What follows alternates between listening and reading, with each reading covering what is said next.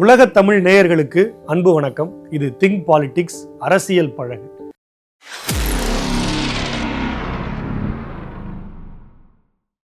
அடுத்த தலைமுறை பிள்ளைகளுக்கான தெளிவான அரசியலை தொடர்ந்து நாம பேசிக்கிட்டு இருக்கிறோம்.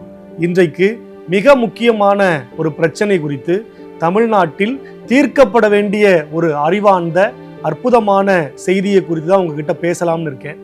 கல்வியில் சிறந்த தமிழ்நாடு, உயர் கம்பன் பிறந்த தமிழ்நாடு அப்படின்னு மகாகவி பாரதி பாடினதை நாம் எல்லாரும் கேட்டிருப்போம், வாசிச்சிருப்போம். இன்றைக்கு அதே வரிகளை பாரதியை பாட சொன்னா பாரதி கூட தயங்கி நிற்பார். ஏன்னா கல்வியில் சிறந்த தமிழ்நாடா இன்றைக்கு தமிழ்நாடு இருக்கிறதா அப்படிங்கிற மிகப்பெரிய கேள்விக்குறி நம் முன்னால் வந்து நிற்கிறது. காரணம் என்ன அப்படின்னா, உயர் கல்வித்துறை இன்றைக்கு தமிழ்நாட்டில் உருப்படியாக இல்லை அப்படிங்கிறது தான் பதிலா இருக்கு.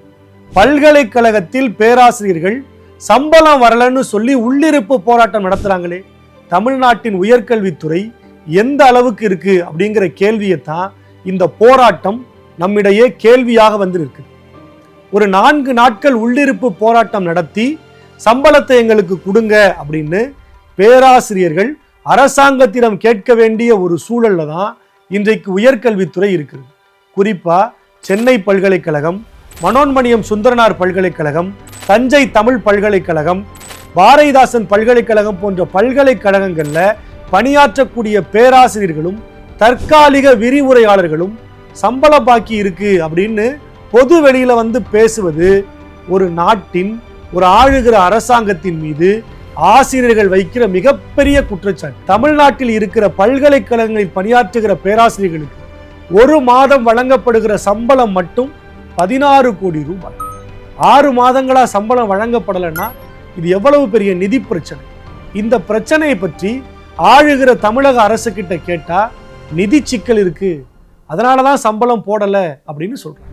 இந்த சம்பள பாக்கி குறித்த போராட்டம் நடத்தியும் கூட இன்னமும் அதற்கான முடிவு எட்டப்படாமல் இருக்கிறது.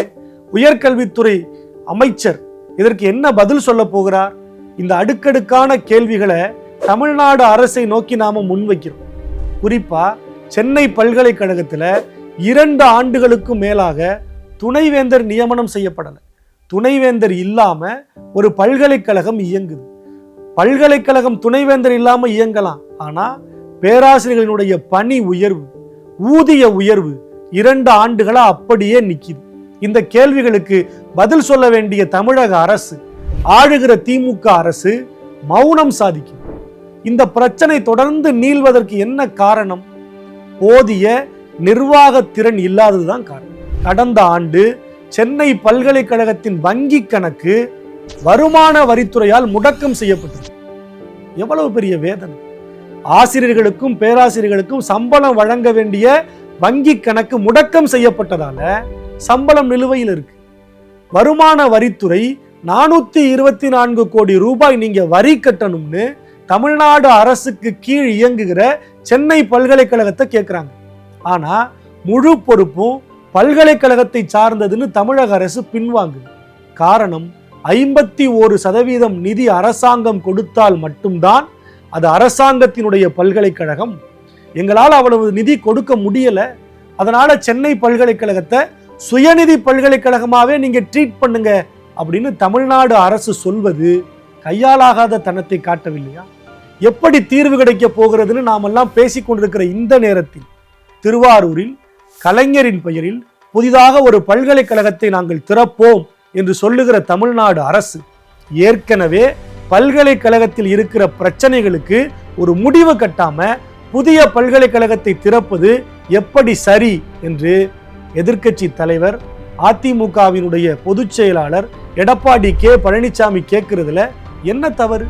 ஏன்னா எப்பேற்பட்டு எந்த பாடுபட்டாலும் என் பிள்ளை எப்படியாவது உயர்கல்வியில கொண்டு போய் சேர்க்கணும் அப்படின்னு நினைத்து தமிழக பெற்றோர்கள் பிள்ளைகளை உயர்கல்வியில கொண்டு போய் சேர்க்கிறாங்க. உயர்கல்வியில தமிழ்நாடு 2019-20 ஆண்டுகள்ல கிட்டத்தட்ட 20 ஆண்டுகளுக்கு பின்னால் அடைய வேண்டிய வளர்ச்சி 2020 தமிழ்நாடு அடைந்திருக்கிறது என்று புள்ளி விவரம் சொல்லுது. ஆனா 2025 அந்த புள்ளி விவரம் 50 விழுக்காடு தமிழ்நாடு பின்தங்கி இருக்கிறதுன்னு சொல்றது வேதனையா இல்லையா? அன்றைக்கு இருந்த அரசாங்கம் 19 மருத்துவக் கல்லூரிகளை திறந்தது, 7 சட்டக் கல்லூரிகளை திறந்தது, 5 வேளாண் கல்லூரிகளை புதிதாக கொண்டு வந்தது, 5 கால்நடை மருத்துவக் கல்லூரிகளை கொண்டு வந்தது, 21 பாலிடெக்னிக் கல்லூரிகள் அரசாங்கத்தால் தமிழ்நாட்டில் திறந்து வைக்கப்பட்டது, 40 கலை அறிவியல் கல்லூரிகளை அதிமுக அரசாங்கம் தமிழ்நாட்டில் அரசு கலை கல்லூரியாக தரம் உயர்த்தி புதிதாக திறந்து வைத்தது. ஆனால் இன்றைக்கு ஆளுகிற திமுக அரசு எத்தனை கல்லூரிகளை திறந்திருக்கிறது? புதிய மருத்துவக் கல்லூரிகள் எங்கே? சட்டக் கல்லூரிகள் எங்கே என்கிற அடுக்கடுக்கான கேள்விகள் இந்த பேராசிரியர்களின் சம்பள நிலுவையின் மூலமாக நாம் இன்றைக்கு கேட்க வேண்டிய ஒரு தேவை ஏற்பட்டிருக்கிறது. தெளிவான நல்ல சிந்தனை உள்ள தலைவர்கள் ஆட்சி கட்டிலில் அரியணையில் ஏறுகிற பட்சத்தில் நிலுவையில் இருக்கிற சம்பள பாக்கி, பதவி உயர்வு, ஊதிய உயர்வு பேராசிரியர்களுக்கு நிச்சயம் கிடைக்கும் என்கிற நம்பிக்கை நமக்கு இருக்கிறது. அப்போதுதான் கல்வியில் சிறந்த தமிழ்நாடு என்கிற அந்த பெருமிதத்தை நாம் முழுமையாக உள்வாங்கிக் கொள்ள முடியும். முழுமையாக அந்த பெருமிதத்தோடு நாம் நடைபோட முடியும். அதுவரைக்கும் அந்த சிக்கல் தொடர்ந்து கொண்டுதான் இருக்கிறது.